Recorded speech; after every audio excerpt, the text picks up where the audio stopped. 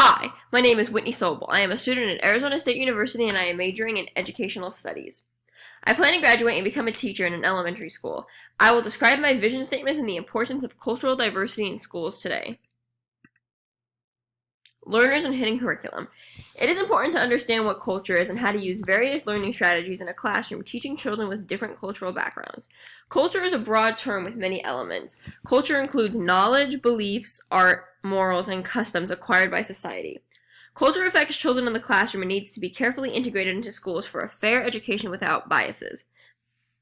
My goal is to foster an effective hidden curriculum where we can all embrace the different subcultures and I can create a classroom environment of inclusivity. I need to be able to offer many types of learning styles using different strategies for all types of learners. In order to help students learn, we need to teach as many preferences and how they learn best, or a combination of styles. Another factor is the use of socialization in the classroom to help a student understand social norms. If students become familiar with other cultures, participate in extracurricular activities, he or she will develop friendships and develop social skills. Next, hidden curriculum. The definition of hidden curriculum is all the unrecognized and sometimes unintended knowledge, values, and beliefs that are part of the learning process in schools and programs. Hidden curriculum can be positive, negative, unintended, or intended. The reason it is called hidden is because it's often through materials, messages, perspectives, or omitted ideas. My goal as a teacher is to emphasize that it is better to try regardless of the final result, because no matter what, you will learn on the way. Try hard and work hard. Learning environment, place, space, and material culture. The learning environment in a school is the place, space, and material culture. As a future third grade teacher, I envision my classroom to be contemporary with light-colored walls, lots of natural lighting, incorporating environmentally friendly features to not only teach about a greener society, but live in a school which will hopefully spread out the community and the world. I hope that my classroom has easily accessible outdoor space so the student can work outside as another place to learn. I will fill my walls with my students' work, making sure their cultural background is represented as well as the dominant population of my students. I will have collaborative working areas with round tables as well as desks for independent work.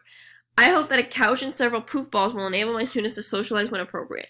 My wish is for the latest technology such as individual iPads, laptops, and smartboards so students can utilize technology while researching, learning, and being exposed to the current technology. The achievement gap and cultural bias. This was my envision for my physical classroom. Now, it is important to address the achievement gap and cultural bias that may be in my school, specifically my classroom. What is an achievement gap?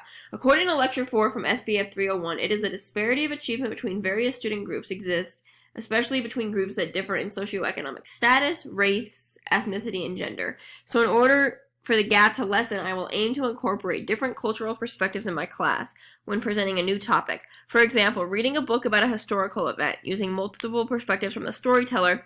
These stories are more interesting than pure facts. They may spark the interest of a student and create a better class discussion and ultimately create a discussion at home getting families involved.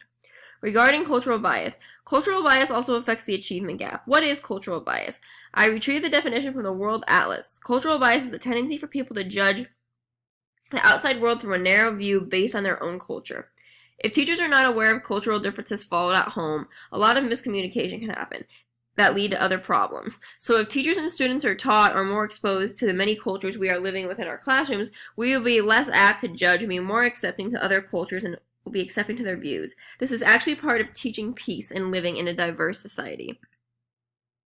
Culture as disability and cultural conflicts. Everyone in any culture is subject to being labeled and disabled, which I found in an Anthropology and Educational Quarterly article.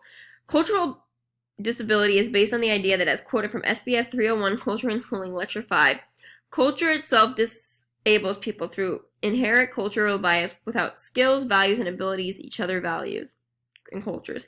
In a school setting, we cannot let the power of cultural disable us or cultural conflicts develop. As a teacher, I would start towards the beginning of the year with how we learn from others and read the story Country of the Blind. I think that this will lead to a great discussion, and when bullying and conflicts arise during the school year, remind my student by saying the Country of the Blind book. Kids, just like adults, will compare and measure standards to only their norms. Remember, your culture is not the best, just different. This could also be a good quote to keep on the wall in my classroom. Pop culture and rituals.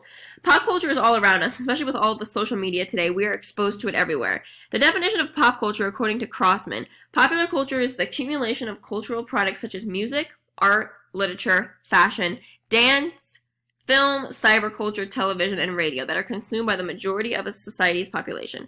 Pop culture, according to Cultural Politics website, is mass culture It is not just a space of amusement, but also a space where social values are formed and political views are shaped. Pop culture can be used to the students' and teachers' advantage and used correctly in the classroom. First, it can spark the interest of the student by relating the topic to pop cultures in classrooms. First, it can spark the interest of a teacher as well. Once you have the student's attention, now you can make a relatable connection while learning through the pop culture example, but teaching the curriculum that is expected.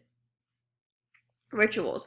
School rituals are vital to running an orderly and organized classroom and important to make children feel confident and competent about their daily lives at school.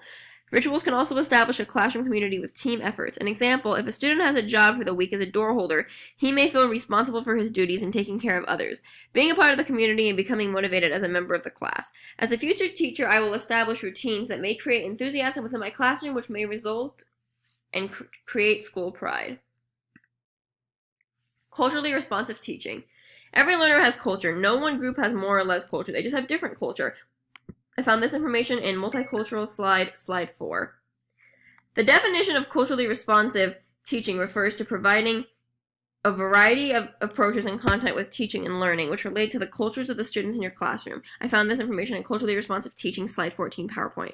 It is important for a teacher to include a variety of content for all the cultures represented, not just the dominant culture's content. So first, know your learners. Don't make assumptions or stereotypes about their culture. It is best to learn about your students' backgrounds at the beginning of the school year. This will reduce many of the stereotypes teachers and students may have. Using multiculturalism will integrate knowledge into the teaching curriculum. For example, to teach art or a history lesson in a multicultural way, the teacher needs to use a variety of content to show other perspectives. If a teacher makes a call to the families or has an open house to meeting where they can meet, the student gets to know the family and their culture or information they would like to share. This will help the relationship during the year and make things run smoother while trying to be a culturally responsive teacher. Thank you for listening to my presentation. I hope you're now more informed about my goals being a more culturally aware and responsive future third grade teacher. I hope you enjoyed. Thank you for listening. Bye.